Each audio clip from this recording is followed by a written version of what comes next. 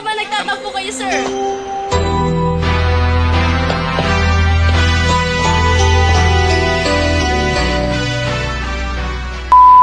What's up mga ka-G-Ride?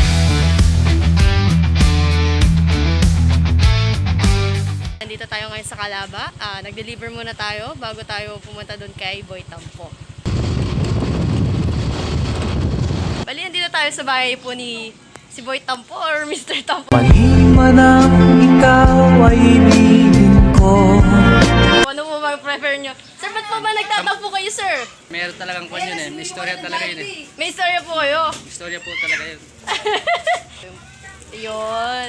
Sir, magtatampo ba kayo, sir? Magtatampo pa? Ay, baka nga hindi na muna. So yun, guys, thank you po sa panonood. Sa lahat po na nagtatampo, G-Ride na po bahala sa inyo. Bye-bye!